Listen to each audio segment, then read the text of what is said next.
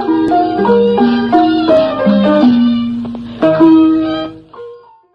င်္ဂလာပါရှင်ပတ်စင်ပမာတိုင်းသားပါရာဖြင့်တင်ဆက်မှုအစီအစဉ်မှာပြန်လည်ကြိုဆိုလိုက်ပါရရှင်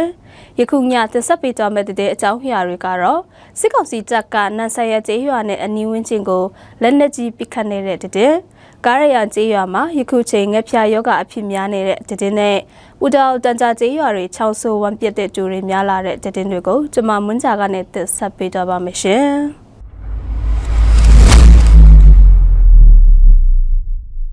မိုက်ဆောက်ပါကျေးရွာနဲ့နန်ဆန်ရကျေးရွာအနီးကတိုက်ပွဲဖြစ်ပွားတဲ့နေရာအနီးတဝိုက်ဝန်းကျင်ကိုစစ်ကောင်စီတပ်ကဇူလိုင်လ9ရက်နေ့မှာလက်နက်ကြီးတွေပစ်ခတ်တာရှိတယ်လို့သိရပါတယ်။စစ်ကောင်စီတပ်မှလက်နက်ကြီးတွေကိုမိုက်ဆောက်ပါကျေးရွာနဲ့နန်ဆန်ရကျေးရွာဘက်ကိုပစ်ခတ်နေတယ်လို့သိရပါတယ်။တိုက်ပွဲတွေပြန်ဖြစ်လာတဲ့အတွက်နန်ဆန်ရကျေးရွာနဲ့အနီးဝန်းကျင်ကပြည်သူတွေဟာဘေးကင်းရာကိုရွှေ့ပြောင်းသိမ်းဆောင်နေကြရပါတယ်။ကာလန်တလျှောက်တောင်ရစိုက်ပြူရေးလုတ်ကင်နေကြတဲ့ပြည်သူတချို့ကတော့ထွက်ပြေးသိမ်းဆောင်နိုင်ခြင်းမရှိသေးဘူးလို့လည်းသိရပါတယ်။ခုလိုစစ်ရေးမတည်ငြိမ်တဲ့အချိန်ကာလဖြစ်တာကြောင့်သက်ဆိုင်ရာ KIO အစိုးရအုပ်ချုပ်ရေးရုံးကနေဇူလိုင်လ4ရက်နေ့မှာဗမော်မြချနာကာလန်ကြွားတဲ့ခီးတဲ့ပြည်သူတွေကိုတတိထားကြဖို့မဖြစ်မနေခီးကြွားရမယ်ဆိုရင်လေစစ်ရေးတည်င်းတွေကိုနားဆွင့်ထားဖို့နဲ့တိုက်ပွဲနေရာနဲ့နီးစပ်တဲ့နေရာတွေကိုမကြွားဖို့တိုက်ပွဲဖြစ်တဲ့နေရာကနေတိမ်းရှောင်ဖို့စတဲ့အချက်တွေနဲ့တတိထားလိုက်နိုင်ရမယ့်အချက်တွေပါတဲ့ထုတ်ပြန်ချက်တစ်စောင်ကိုလည်းထုတ်ပြန်ထားကြောင်းသိရပါတယ်ရှင်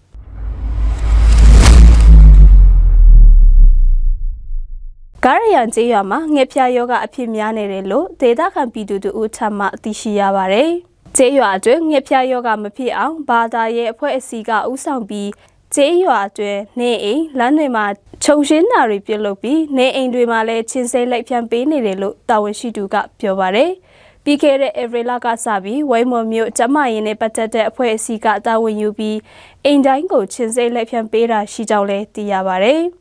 ယခုချိန်ကျေးရွာအတွင်းငှက်ဖျားယောဂဖြစ်နေတဲ့လူဦးရေ120ကျော်ရှိကြောင်းနဲ့ကားရအောင်ကျေးရွာဟာလွန်ခဲ့တဲ့2020နှစ်ကစပြီးရွာသူရွာသားတွေပြောင်းရွှေ့နေထိုင်ကြတာဖြစ်ပြီးယခုချိန်မှာအိမ်ချိန်200ကျော်ပြောင်းရွှေ့နေထိုင်လက်ရှိကြောင်းလည်းသိရပါတယ်ရှင်။